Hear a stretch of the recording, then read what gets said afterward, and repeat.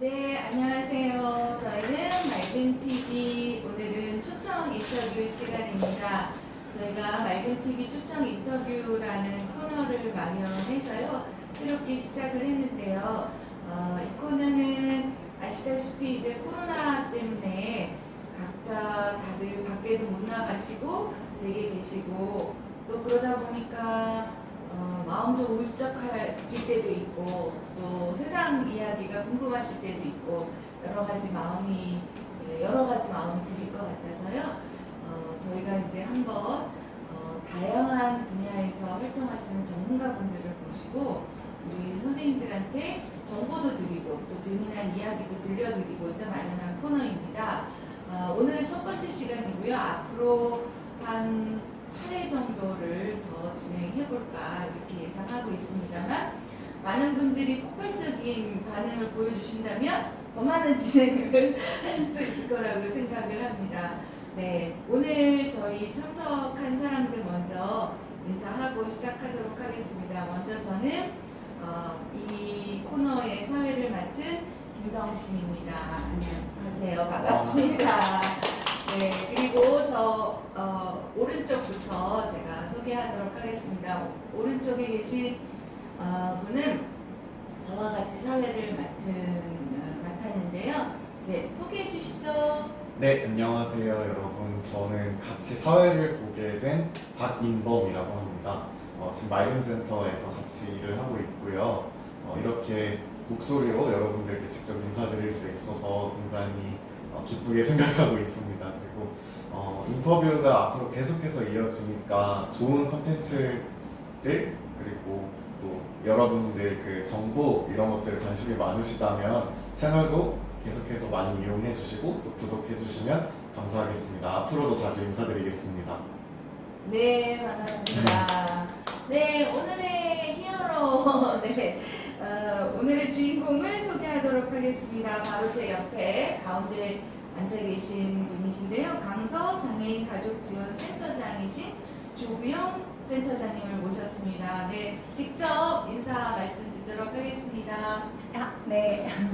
지금 왼쪽에 김상심 본부장님이나 또 박인범 사회자님 목소리가 너무 좋으셔서 가운데서 앉아있으면서 아주 즐겁게 시작할 수 있는 것 같습니다. 안녕하세요. 저는 발달장애인 자녀를 둔 엄마이기도 하고 또 서울장애인 부모연대 강서지회 지회장을 맡고 있습니다. 아울러서 강서장애인 가족지원센터 센터장을 맡고 있는 조배용입니다. 다시 인사드리겠습니다. 네, 반갑습니다. 네, 열일을 하고 계시느라 무척 바쁘신 분이신데요. 저희가 이렇게 또 바쁘신 와중에도 인터뷰 요청을 드렸고 기꺼이 또 와주셔서 너무 감사드립니다. 오늘 저희가 이제 오랜 시간 동안 하면 우리 들으시는 분들도 보시는 분들도 지루해 하실 것 같아요. 그래서 오랜 시간을 하지는 못하지만 짧은 시간에 우리 회장님으로부터 유용한 정보 그리고 우리가 꼭 알아두면 좋을 그런 내용들을 한번 저희가 타서 한번 들어보도록 하겠습니다. 네, 우선 간단하게 저희 센터장님께서 지금 맡고 계시는 그런 일 중심으로 해서 소개를 해주셨는데요. 조금 더 제가 여쭤보자면 강서장애인 가족지원센터와 인연을 맺게 된 계기가 있으실 것 같아요. 또 발달장애 자녀분도 있으시다고 하시긴 하셨는데 어떻게 강서장애인 가족지원센터와 인연을 맺게 됐는지 그 얘기를 좀 해주실 수 있을까요? 예. 사실은 이 모든 인연은 저희 아이로부터 시작된다고 할 수 있죠. 저희 아이가 발달장애인이고 따라서 저희 가족 혹은 저 개인의 힘만으로는 이 아이의 미래를 해나갈 수 없기 때문에 결국은 부모들이 연대를 하게 되어서 저는 부모연대 회원이 되었고요. 부모연대 회원으로서 저희가 2016년에 서울시청에 또 정책을 요구하면서 농성을 벌이기도 했었는데요. 그때 그 농성의 결과로서 시장님께서 이 장애 부모들이 정말 간절하게 원하는 것이 이들을 위한 가족지원센터로구나 라고 받아주셔서 이 가족지원센터라는 게 처음 2017년 생기게 되었습니다. 그런데 제가 마침 그때는 저희가 강서지회 부회장을 했었고요. 2018년부터 강서지회 회장을 하면서 사실은 저희 부모연대 강서지회가 이것을 운영법인으로서 수탁하고 있기 때문에 지회장으로서 겸임을 해야 되는데 제 개인적인 사정으로 첫 해인 18년도에는 전 센터장님한테 1년을 부탁을 드렸고 제가 2년 차부터 19년 그리고 올해 이어서 가족지원센터 센터장으로서 역임하고 있습니다. 결국은 2년이라고 하는 것은 저희 아이로 인해서 부모 일을 하면서 결국 지금 이 자리에까지 오게 된 게 아닌가 싶습니다. 그렇군요. 네, 저희가 그 강서지회 발달장애 부모회 맞나요? 예, 공식 명칭은 서울장애인 부모연대 강서지회. 네, 그렇군요. 서울장애인 부모연대 강서지회에 대해서 궁금한 것도 많고 네. 또 강서장애인 가족지원센터에서도 어떤 일을 하는지 네. 이런 게 많이 궁금한데요. 또 기회가 되면 네. 이야기를 많이 듣도록 하겠습니다. 네. 제가 최근에 우리 회장님을 모시면 꼭 여쭤봐야 되겠다라고 하는 궁금한 점이 하나 있었는데요. 그거는 저희 이제 맑은 센터에서 네. 작년 12월부터 발달장애 청소년의 방과후 교실을 하고 있는데요.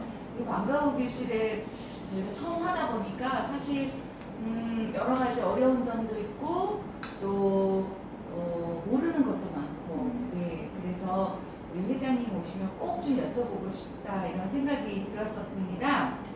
그래서 제가 다음 질문으로 자연스럽게 넘어가겠는데요. 네. 발달장애 청소년의 방과후 교실이 작년부터 해서 여러 군데에서 이제 운영하고 있습니다. 강서구에서는 2곳, 저희랑 또 다른 복지관에서 이렇게 2곳에서 운영하고 있는데요. 우리 회장님 그 발달장애 청소년의 방과후 교실에서 좀 들어보신 내용은 있으시죠? 네.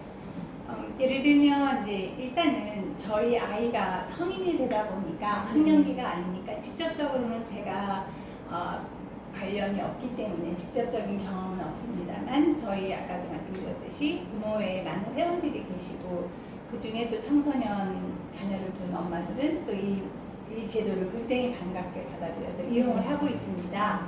따라서 이제 간접적으로 얘기를 듣기는 했고요. 사실은 아까 제가 장애인 가족지원센터 또한 저희 부모의 운동으로 인해서 만들어진 기관이라고 했듯이 이 성인 발달 장애인을 위한 주활이라든가 주간활동이라든가 혹은 청소년 이 방과후 활동에 대한 것도 다 부모연대 운동으로 인한 정책이 나온 결과입니다. 그래서 그 자체는 굉장히 반가웠고요. 이 청소년 혹은 성인 활동의 이 주간 활동이라고 하는 것이 이들의 그 하루 생활 중에서 가장 실질적으로 즐겁고 보람 있는 시간을 메우기 위해 산 건데 특히 청소년 같은 경우는 방과 후에 부모님들이 경제 활동을 하시거나 혹은 이 친구들을 직접 돌보실 수 없을 때 이 기관, 이 프로그램을 통해서 그 돌봄의 공백도 메꿀 수가 있고 이 친구들이 즐겁게 다시 그 오후 시간을 활용할 수 있다는 의미에서는 굉장히 반가운 제도라고 말할 수가 있습니다. 그런데 예를 들면 이제 말근에서도 하신다고 했지만 강서구의 또 다른 기관에서는 이미 이 제도가 있기 전에도 방과후 교실이라고 해서 그 활동을 실질적으로 하고 있었고요. 다만 이용자들의 입장에서는 그때는 완전 유료로 이용을 했다면 지금은 나라에서 44시간을 다 제공을 해주기 때문에 본인 자부담 없이 이용할 수 있다는 굉장히 큰 이점이 있습니다. 그리고 또 그 활동 선생님과 학생의 비율이 최대 4대1까지 되기 때문에 학생들 개개인을 맞춤형으로 할 수 있다는 좋은 장점이 제도적으로는 되어 있는데 실질적으로는 이제 이 기관의 입장에서나 혹은 운영의 체계에 있어서는 그 장점을 최대한 활용하기가 어려운 걸로 알고 있습니다. 지금 부소장님 말씀하셨지만 기꺼이 저희 발달장애 청소년들을 위해서 프로그램을 만드시고 또 운영을 해주셔서 저는 굉장히 감사를 드리는데요. 이제 그게 시작의 단계라면 지금 하시면서 미처 충분히 생각하고 준비하셨다고 했지만 그럼에도 불구하고 맞닥뜨리는 어려움들이 많이 있으실 거라고 봐요. 근데 이런 것들이 여기 강서뿐만이 아니라 서울의 다른 지역들 모든 실제로 운영을 해보니 이런저런 어려움이 있고 혹은 이런저런 장점이 있더라 하는 것들이 조금 데이터가 모여져야 되지 않을까 생각됩니다.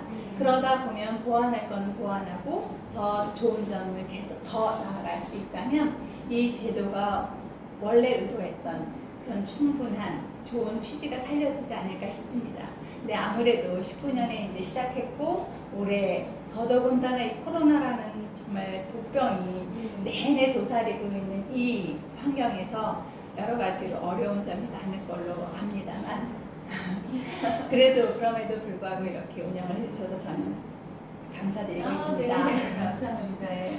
네, 내년도 보건복지부 예산에 보면 발달장애인에 대한 복지 예산이 더 많이 늘었고 특히 이 발달장애 방과후 교실의 수요자 수도 많이 늘었습니다. 그래서 앞으로 이 발달장애 방과후 교실뿐만 아니라 발달장애인에 대한 여러 가지 복지 서비스가 더욱더 확충될 거라고 생각이 드는데요. 근데 사실 이게 그 환경이라든지 또는 교육 컨텐츠라든지 이러한 것들이 충분히 좀 준비가 되고 마련이 된 상태에서 이런 정책들이 시행이 된다면 뭐 금상첨화이겠지만 모든 일이 그렇게는 되지 않는 것 같아요. 그래서 하면서 또 보완해 나가는 네. 그런 경우가 많은데요. 우리 박윤범 선생님은 청소년기에 어떻게 지내셨어요? 누군가의 도움을 받으셨을 텐데 그때는 이런 그 청소년 센터라든지 이런 데를 없었을 것 같은데 어떠셨나요? 저 같은 경우는 특수학교에 있었어요. 네. 그래서 제가 특수학교를 다녔고 이제 시각장애인이다 보니까 맨학교에서 주로 수업이라든지 방과후 교실이라든지 이런 걸 참여를 했었는데 아무래도 가장 중요한 게 저희들 같은 경우는 학습 자체잖아요. 그러니까 그 수업 교과 시간에 이제 보충을 못했던 것들을 다시 뭐 이렇게 자원봉사자, 학습봉사자 선생님들이 오셔가지고 교육을 방과후 해주신다고. 시간에요? 와, 그런- 수업 시간이 연장이네요. 그렇죠. 약간 11교시, 12교시 같은 느낌으로 네, 그런 수업을 많이 받았었고 그리고 이게 지금은 교육 과정이 많이 바뀌었습니다. 그래서 안 그런 경우들도 있는데 그러니까 제가 수업을 들을 때는 그 직업 과정처럼 해서 마사지라든지 지압이라든지 이런 것들을 교과 시간에 많이 배웠어요. 근데 그러다 보니까 실제적으로 대학 진학에 필요한 공부들을 할 수가 없다 보니까 그거에 대한 지원을 많이 받았었던 것 같고요. 그리고 어릴 때는 방과후 교실 그때도 약간 방과후 프로그램 비슷한 게 있기는 했어서 그때는 약간 음악 쪽으로 저희는 많이 배웠던 것 같아요. 그래서 피아노를 배운다든지 일주일에 한두 번씩 뭐 아니면 다른 악기, 뭐 클라리넷이라든지 그런 걸 배운다든지 네, 그런 교육을 많이 받았던 기억이 납니다. 근데 주로 이제 외부 활동이 많았다기보다는 그냥 학교에서 할 수 있는 것들이잖아요, 대부분이. 네, 그래서 이렇게 세계가 되게 넓지 않고 딱 좁았던 것 같아요. 네, 계속 학교 안에서 주로 배울 수 있는 것들을 많이 배우고 외부 체험이나 이런 것들 혹은 특히나 저희 같은 경우는 또 대학 생활을 한다면 이제 비장애 학생 친구들이 할 수 있는 뭐 대외 활동이라든지 이런 것들도 관심이 많을 때인데 애초에 그런 정보 자체를 많이 못 받았던 기억이 좀 나는 것 같습니다. 그래서 네. 지금 발달장애 네. 방과후랑은 좀 많이 틀렸던 것 같아요. 네네. 그러니까 지금 올해 시간이 좀 흘렀기 때문에 지금 바뀌었을 네네. 수도 있을 것 같은데 바로 아까 말씀하셨듯이 좋은 정책이 나왔는데 인프라가 준비되지 않은 상태에서 어려움은 있지만 지금 저희가 지향해야 할 게 그 주변에 많은 여러 지금 말씀했던 음악이라든가 운동이라든가 이런 연계 기관하고 같이 할 수 있다면 훨씬 경험의 폭이 넓어질 수 있는 방과후 활동이 될 것 같아요. 현실적으로 여러 가지 어려움이 많이 있겠지만 문제가 있으면 반드시 해결책도 저는 있으리라고 보고 그 해결책을 위해서 저희가 또 앞으로 나아가야 된다고 생각하거든요. 그러니까 어떤 문제를 느끼시면 그 문제를 많이 말씀을 해주시고 또 더 좋게 나갈 수 있도록 함께 노력해야 될 거라고 생각합니다. 네. 그래도 지역사회에서 예전보다는 관심도가 참여도가 많이 올라갔다고 느끼시나요? 아니면 발달 비슷하실까요? 아 지금 반가워 계시며 뭐 방과후 교실뿐만이 아니라 이제 발달장애인 분들이 할 수 있는 프로그램이라든지 이런 것들이 네. 제가 생각하기에는 지역사회 협조라든지 아니면 그러니까 외부 특히 외부 활동의 경우에는 그런 것들이 좀 많이 필요하다고 느낄 경우도 있거든요. 네. 그런 경우들의 경우에 어떻게 네.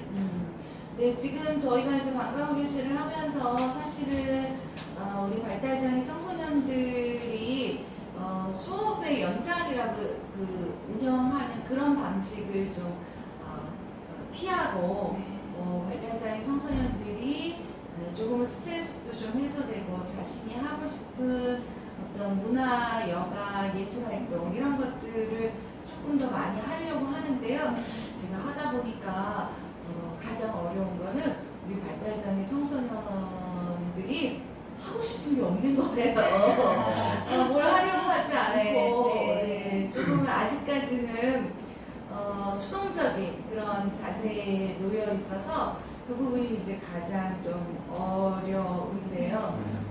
우리 아이들이 하고 싶은 거, 또 자신이 잘할 수 있는 것 이런 것을 찾아내서 더 잘할 수 있고 또 그런 부분에 좀 재미있게 참여할 수 있도록 저희가 이렇게 노력하고 있습니다. 그럼에도 불구하고 이제 많이 어려움이 있는데요. 아무래도 이런 어려움 중에 또 하나 어려움이 있다면 저희가 청소년 아이들에게 제공할 수 있는 여러 가지 전문적인 컨텐츠들이 필요한데요. 그런 걸 저희가 갖고 있지 못하다는 거예요. 그래서 외부 자원들을 많이 연계해서 그런 전문적인 컨텐츠를 우리 청소년 아이들이 받아갈 수 있도록 그렇게 했으면 좋겠는데요. 이 TV 인터뷰 보시고 나도 도와줄 수 있어 이러신 분들 기꺼이 연락 주시면 더 발달장애 방과후 교실이 풍부해지고 좋아지지 않을까 그렇게 생각을 합니다. 네, 방금 부소장님 하신 말씀 중에 이제 해보니 친구들 중에 이렇게 의욕이 없고 하고자 하는 게 없는 친구들이 있고 어떤 프로그램 재미난 프로그램을 열심히 준비했는데 참여하지 않으려고 해서 참 어려움을 겪으시는 경우도 많으실 거라고 봅니다. 근데 이제 그거랑 직접적인 내용은 아니지만 제가 하나 지금 생각나는 게 뭐냐면요. 장애인이 아니었던 비장애인이었던 제 큰아이가 유치원 때였어요. 그때는 이제 유치원에 제가 아이를 데리러 끝나기 전에 유치원에 가서 기다리고 있는데 선생님께서 아이들 다 앞에 놓고 율동을 하고 계신 거예요. 그랬더니 아이들이 신나가지고 율동을 하는데 저희 아이는 가만히 앉아있더라고요. 그러니까 그거를 밖에서 보면서 어머 쟤 왜 저럴까? 저는 막 너무 속이 상한 거예요. 다들 즐겁게 하는데 저 시간에 즐겁게 해야지 왜 저러고 있어. 너무 속상했어요. 그렇죠. 우리 아이가 안 하면 네. 부모님들은 엄청 네. 속상하시거든요. 그런데 그래서 제가 얘 엄마는 너 이렇게 예쁘게 하는 거 보고 싶었는데 안에서 참 못 봐서 섭섭했어. 제가 이런 말을 했는데 아무 말 안 하더라고요. 그런데 어느 날 집에서 제가 설거지를 하고 있는데 이 아이가 혼자 놀고 있는 거예요. 그런데 인형들을 다 앉혀놓고 선생님이 하시던 율동을 앞에서 하고 있더라고요. 인형들 앞에 놓고. 그래서 제가 그거를 보면서 제가 몰라서 싫어서 안 한 건 아니었구나. 자기 나름의 뭔가 이유는 있었을 거고 다 어쨌든 숙제를 하고 또 인형들을 앞에 놓고 하고 있었구나 해서 그때 제가 느꼈던 건 내가 순간 뭔가를 그때 보여주지 않는다고 해서 우리가 조급할 필요는 없구나라는 생각을 했었어요. 그런데 이제 비장애인 자녀는 그랬고 장애인 자녀를 또 키우면서도 역시나 장애인 자녀라고 해서 다 똑같지는 않은데 성격이 굉장히 쾌활하고 적극적인 친구들도 있는데 저희 아이 같은 경우도 굉장히 소극적이고 열심히 안 하는 친구예요. 그래서 또 안타까웠죠. 안타까웠는데 그럼에도 불구하고 자기가 관심 있는 거는 그래서 그냥 두는 게 아니라 뭔가가 옆에서 진행이 되고 있으면 그거를 굉장히 관심 있게 주의력 있게 보더라고요. 그래서 당장 하진 않는다고 속상해 하시지 마시고 그래도 우리가 옆에서 이렇게 즐겁게 하고 있으면 쟤도 같이 그 즐거운 분위기는 알 수 있을 거야 라고 좀 위안을 삼으셨으면 좋겠습니다. 아직까지는 저희가 이런 내공을 쌓지 못해서 여러 가지 조바심이 들기도 하고 왜 그럴까 막 이렇게 맞습니다. 저 스스로를 어떻게 하면 잘해야 되나 늘 고민하고 이렇게 어려운 시기인 것 같습니다. 네. 네, 우리 회장님으로부터 더 좋은 얘기 앞으로 많이 들어야 될 것 같다고 생각이 드는데요. 자, 자연스럽게 저희가 이제 회장님께서 말씀하시는 중에 자녀 가운데 장애 아이도 있고 비장애 아이도 있고 이런 말씀을 하셨는데요. 아마 가족 구성원 중에 이렇게 장애인을 가족 구성원으로 갖고 있는 그런 가족의 경우에는 그렇지 않은 가족하고 다르게 즐거움도 있고 다른 즐거움이겠죠? 즐거움도 있고 또 어려운 점도 많이 있을 거라고 그런 생각이 들어요. 혹시 이 장애인 가족 구성원을 두었을 때 다른 가족들이 손상을 가지고 있지 않은 다른 가족들이 가지는 어려움이나 또는 가족 구성원 전체가 갖는 어려움은 어떤 게 있을까요? 그러니까 예를 들면 아까도 말씀드렸지만 장애를 가졌다고 해서 모두 똑같지 않고 따라서 장애인을 가족 구성원으로 두었다고 해서 모든 가족이 똑같은 어려움을 갖고 있다고 생각지는 않습니다. 그렇진 않지만 그러니까 저는 저의 경험밖에 말씀을 드릴 수가 없는데요. 이제 예를 들면 저희 둘째가 태어나고 큰아이랑 한 4살 터울이 되는데 이제 이 작은 아이가 돌이 지나고 두 돌이 지나도 말도 안 하고 눈도 안 맞추고 그러니까 저희 큰아이는 그게 굉장히 걱정이 됐던 거예요. 왜냐하면 동생이 다른 집 애들 동생은 조만큼 크면 언니 언니 하고 쫓아다니고 그러는데 우리 동생은 뭔가 달라.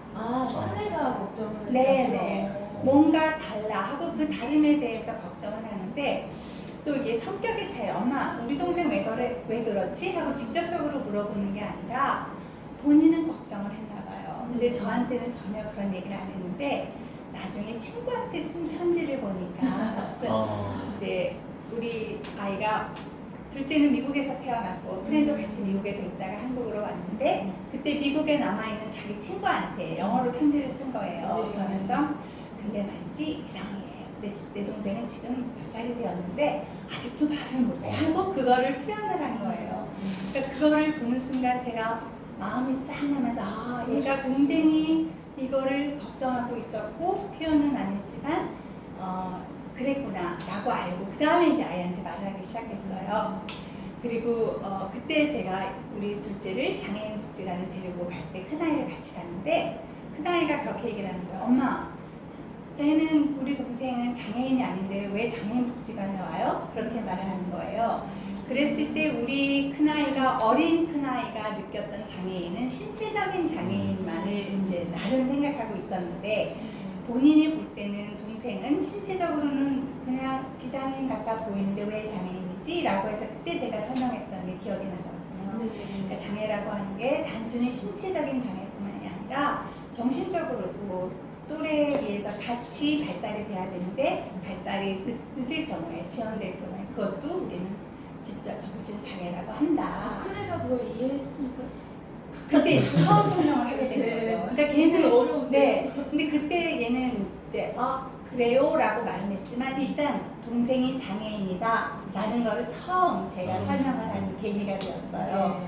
그리고 장애라고 하는 것이 우리가 신체적으로 혹은 눈으로 보았을 때 어떠한 장애를 가진 사람만이 아니라 보이지 않는 면에서도 장애를 가질 수 있다는 걸 처음 얘한테 얘기했던 것 같아요. 그런데 그래서 제가 느꼈던 건 뭐냐면 저희 큰아이가 둘째 아이가 장애를 가진 거에 대해서 굉장히 마음으로 쓰고 있었구나. 그리고 이게 알게 모르게 이 친구한테 굉장히 영향을 끼치겠구나 하는 생각을 했던 것 같습니다. 그래서 저희 아이한테 얘기했어요. 하지만 동생이 장애를 가졌다고 해서 너가 걱정을 하지 마. 우리가 같이 사랑을 해주고 같이 이해를 해주면서 가족으로 가면 우리가 할 일이야. 그리고 친구들도 얼마든지 집으로 와도 되고 그냥 너는 편안하게 생활했으면 좋겠어 라고 말했던 기억이 나고 그래서 우리 큰아이는 비교적 오픈하고 친구들도 집에 왔고 그랬던 것 같습니다. 네. 그런데 그리고 완전히 이루어지나요? 아니 그런데 저는 항상 저희 남편한테도 얘기한 게 사실은 아이로 인해서 제 생활 반경이 저도 직장에 있었고 그랬지만 아이로 인해서 이제 제가 그만두었는데 자 이거는 나로서 족하다. 남편은 남편이 할 일 다 하시오. 얘 때문에 못했다는 걸 하면 안 돼.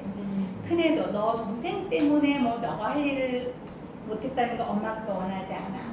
동생은 있지만 너는 너야 하고 다 했으면 좋겠어 라고 설명을 했었어요. 그래서 저는 남편도 아이도 다 편안하게 생활할 줄 알았는데 그게 아니더라는 거죠. 남편도 늘 이 아이가 마음에 있었고 네. 큰애도 늘 이 아이의 미래가 걱정이 있었고 결국은 그 영역에서 자유로울 수 없다는 거는 맞는 말인 것 같습니다. 예, 그런데 이제 주변에서 제가 부모의 활동을 하면서 하다 보니까 그리고 옆에 친구들 장애 가족을 보다 보니까 장애 가진 자녀에 대해서 비장애 자녀에게 더 이만큼 기대도 크고 바라는 게 커지는 경우가 많습니다. 동생이 못했으니까 혹은 형이 못했으니까 너가 앞으로 형은 네가 책임져야지 혹은 동생은 네가 책임져야지 라는 거를 암암리에 이렇게 비추는 경우도 있고 그럼으로써 이 비장애인 형제가 겪는 부담감이 엄청나다는 거죠. 근데 이제 처음에는 장애 자녀를 양육하다 보면 이 아이와 양육자와의 관계에서 그 자체가 큰 영역이기 때문에 사실은 여유가 없어요. 네. 그런데 지나놓고 보면은 아참 하고 돌아보면 비장애 형제는 이미 자라있고 그동안에 내가 채워줬어야 할 내 사랑과 관심이 많이 비어있더라 이거죠.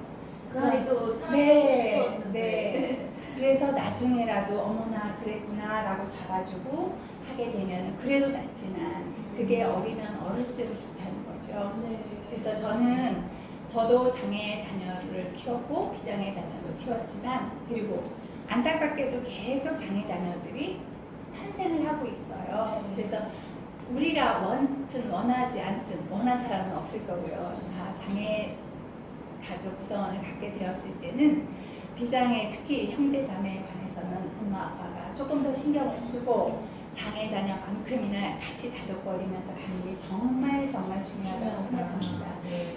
그렇게 건강한 기운이 있어야 장애 자녀도 그 건강한 기운을 저는 받을 거라고 믿거든요. 네, 그렇군요. 저희 박인범 우리 뭐라고 불러야 되죠? 박인범 씨 오늘 같이 사회를 맡은 우리 박인범 씨도 박인범 씨에 대해서 재미있는 얘기를 들은 적이 있었는데요. 한 8년 정도를 기숙사 생활을 하다 보니까 가끔 전체 가족이 다 모이는 자리에 가면 굉장히 가족이 어색하다고 그런 얘기를 들은 적이 있었어요. 우리 박인범 씨는 어떠셨나요? 가족들하고 생활하면서 가족 구성원 중에 본인이 장애고 그렇지 않은 또 비장애 가족 구성원이 있었는데 어떤 어려운 점이 있었나요? 일단 말씀해 주신 게 되게 많이 공감됐던 게 뭐냐 하면 저희 가족 이제 어머니 아버지가 계시고 형이 있는데 어머니 아버지는 두 분 다 일을 하셔야 하니까 이제 저하고 형하고 둘이 연년생인데 어떤 저의 돌봄이라든지 이런 역할이 저희 형한테도 좀 많이 넘어가 버린 거예요. 그러니까 형이 돌봐줬어요? 같이 놀고 같이 이렇게 막 게임도 하고 이래야 되는 나이에 저희 형은 한 버스로 1시간 뭐 한 4-50분 정도 떨어진 거리에서 저를 학교를 통학을 시켜준다든지 네, 기숙사에서 데리고 오면서 뭐 중간중간에 막 그러니까 저는 또 형 오늘 용돈 얼마 갖고 왔어? 막 이러면서 닭꼬치 사 먹자 막 이러면서 네, 그런 거 네. 계속 다른 거에 정신 팔고 있고 막 이러니까 그런 거 다 일일이 챙겨가면서 하는 이런 거를 초등학교 때부터 막 해왔어요. 그러니까 그런 게 아무래도 형한테는 되게 많은 부담이었겠구나라는 생각이 들었고 그리고 이제 공부를 하면서 좀 많이 느낀 게 보통 그 장애인 가정, 그러니까 장애가 있는 형제 자매가 있는 가정에서 이렇게 학교를 다니는 비장애 친구들, 비장애 학생들의 경우에 또래 친구들이 가족 구성원 중에 장애인이 있다는 걸 알게 된다거나 하면 대하는 태도나 이런 게 달라지는 경우도 실제로 있다고도 하고, 네, 그리고 또 장애인 가족, 아이나 뭐 비장애인 아이들이 서로 이렇게 소통이라든지 이야기를 하는 과정에서 또 서로한테 상처를 준다든지 아니면 가족끼리 오히려 서로 좀 소통이 잘 안 되다 보니까 어려움이 있는 경우들도 걸어 있다는 이야기를 들었어요. 그래서 저는 딱히 그런 거는 못 느꼈는데 장애인들한테 설문조사를 했을 때 사회에서보다도 오히려 가족한테서 사회적인 편견을 느꼈다 이렇게 응답하는 경우도 걸어 있었다고 하고, 그래서 그런 얘기를 들으면서 되게 이거는 장애인 가정도 그렇고 또 비장애 가정도 그렇고 좀 가족 구성원, 사회 구성원으로서의 장애인을 어떻게 받아들이고 어떻게 이해하고 공감하느냐를 계속해서 같이 이야기할 필요가 있고 교육받을 필요가 있구나, 그런 프로그램이 생겨야겠구나, 네, 그런 생각들을 되게 많이 했던 것 같아요. 그래서 인터뷰에서 말씀해 주신 게 되게 공감이 많이 되고 있습니다. 어린 나이에 옆에 친구가 갑자기 훅 들어와서 네 동생 장애인이라며 이렇게 얘기를 하면 아마 큰 상처가 될 수도 있겠다. 네. 네, 일단 그런 그거부터 생각이 이미 상처가 되는 거예요. 야, 너 동생 눈이 안 보인다며? 어떡하냐? 네. 네. 그거부터 이미 이렇게 돼버리니까 네, 마음이 안 좋았다고 하더라고요. 네, 이런 것들을 우리가 함께 고민하고 또 서로가 좋은 공동체를 형성해 가고자 아마 장애인 지원, 장애 가족 지원 센터가 만들어지지 않았을까 생각이 드는데요. 회장님께서 보시기에는 네. 이렇게 이제 장애 가족 구성원이 있는 그런 네. 가족에 네. 죄송합니다. 어떤 지원이 필요한지. 그래서 지금 이 이야기랑 연계가 되는 게 저희 가족지원센터 하는 프로그램 중에 비장애 형제 프로그램이 있어요. 장애인을 둔 비장애 형제들끼리의 모임을 이제 주선해서 그 친구들끼리 놀러도 가고 그 친구들끼리 운동도 하고 하는 거거든요. 근데 이제 연령층이 어린 연령층도 있고 사실은 또 대학생 성인 연령층의 비장애 형제 모임도 있는데, 사실은 왜냐하면 이렇게 장애 형제를 가진 친구들만이 가지는 그런 느낌과 아픔이 분명히 있는데 비장애 형제만 가진 형제들은 이해를 할 수가 없거든요. 근데 서로 놀면서 서로 얘기하면서 나만 이런 게 아니었네? 다 그런 거였네? 하고 서로 속내를 풀면서 나한테 쌓였던 이야기를 풀어낸다는 그 자체가 서로에게 굉장히 큰 힘이 된다고 저는 생각하거든요. 그래서 저희가 센터에서 하는 프로그램 중에 지금 말씀드렸듯이 비장애 형제 프로그램은 상당히 중요하다고 생각하고요. 따라서 그 모임을 통해서 우리처럼 나처럼 장애 형제 자매를 둔 저 친구들도 우리도 다 같이 즐겁게 지낼 수 있구나라고 말을 하고 있고요. 예를 들면 근데 이제 대학생 혹은 직장 다니는 형제 자매 모임은 사실 계속 지속되기가 어려웠어요. 각자 너무 바빴으니까. 그래서 저는 그건 참 안타깝게 생각하는데 모임도 잘 됐으면 좋았을 거라고 생각을 하는데, 그거와 아까 우리 장애 가족 구성원 중에 형제 자매만 있는 게 아니라 남편도 있잖아요. 저희 엄마들도 있지만 그럴 때 사실 아버지 모임도 있습니다. 아버지 자조 모임이 있는데 이 아버지들도 그런 말씀을 하시는 거예요. 회사에서 끝나고 회식을 가거나 이랬을 때는 집에 있는 장애 자녀 또 돌봐야 되는 마음의 부담도 있으시고 몸은 밖에 있지만 마음이 편치 않고 또 술을 마시고 얘기해도 내 속내를 얘기할 수 없는데 아버지 모임을 하다 보니 그게 뭐 건전한 그냥 단지 술 모임이 된다 하더라도 막 모여서 내 아이 흉도 보고 아내 흉도 보고 내 불만도 털고 이러다 보니까 굉장히 내가 스스로가 건강해지는 걸 느꼈다는 말씀. 네, 맞습니다. 그래서 그런 아버지 모임 이런 것들이 저희 가족지원센터에서 지원하고 있는 자전 모임이 아닐까 생각합니다. 네, 아주 좋은 프로그램들이 많이 있는데요. 다음 질문으로 또 넘어가야 될 것 같아요. 근데 이제 방금 이야기하신 것과 또 자연스럽게 연결되는 질문이 될 텐데요. 지금이 이제 다 아시다시피 코로나19에 아주 어려운 시기를 저희가 지내고 있는데요. 이런 코로나 시기에는 장애가 있는 분들도 본인도 굉장히 힘들 거고요. 또 옆에서 돌봄을 하고 있는 가족이나 또 다른 돌봄인들도 여러 가지로 힘들 텐데요. 이러한 이제 코로나 때 저희가 어떻게 대처하면 좋을지 혹시 꿀팁이 있으시면 좀 말씀해 주시면 감사하겠습니다. 정말 꿀팁이 있었으면 저도 좋겠습니다만 꿀팁은 저도 계속해서 찾고자 노력하고 있는데요. 네. 이제 예를 들면 특히 장애 영역 중에서 제가 이제 발달 장애인 같은 경우는 의사소통에 어려움을 갖고 있는 장애인들이 많이 있어요. 그러니까 예를 들면 코로나라고 하는 게 지금 몇 개월 동안 지난 연말부터 거의 9개월 이상 진행 중인데 그래서 우리가 해야 할 일은 마스크를 제일 기본적인 1단계가 마스크다라고 했을 때 왜 마스크를 해야 되는지 도저히 이해 못하고 무조건 싫다라고 나는 못해 하는 경우가 있습니다. 그럴 경우에는 정말 안담하죠. 어딘가 대중교통을 타기 위해서는 마스크를 안 하면 안 되는데 그렇죠. 내 아이는 발달장애인이니까 이렇게 말할 수가 없는 것이 발달장애인이라고 코로나가 비켜나가는 게 아니잖아요. 그러니까요. 네, 그래서 코로나가 좀 똑똑했으면 네, 좋겠어요. 그래서 예를 들면 다른 경우에는 저희는 발달장애인입니다. 좀 이해를 바랍니다. 라고 말을 할 수가 있겠지만 코로나는 그런 상황이 아니라서 정말 안타까울 때가 많이 있어요. 그래서 이제 어딘가를 가야 되지만 마스크 착용 때문에 전혀 움직일 수 없는 안타까운 일들이 많이 있고요. 그리고 이제 어떤 경우에 다행히도 마스크를 할 수 있어서 밖에 산책도 하고 할 수 있다라고 했을 때 또 여름에 얼마나 또 더웠으니까 그때는 그 자체에 더운데 막상 나가도 갈 데가 없잖아요. 그러니까 기존에 저희 부노에서도 성인 발달 장애인을 위한 프로그램들을 진행하고 있었는데 코로나로 인해서 올 스톱해야 되니까 못하게 된 이 친구들은 하루 일주일 내내가 너무너무 무료한 거예요. 그래서 그런 경우에 정말 힘들었습니다. 그래서 지금 부소장님께서 꿀팁이 있을까요? 라고 하셨는데 꿀팁은 코로나가 빨리 불어나는 것밖에 없을 것 같습니다. 네.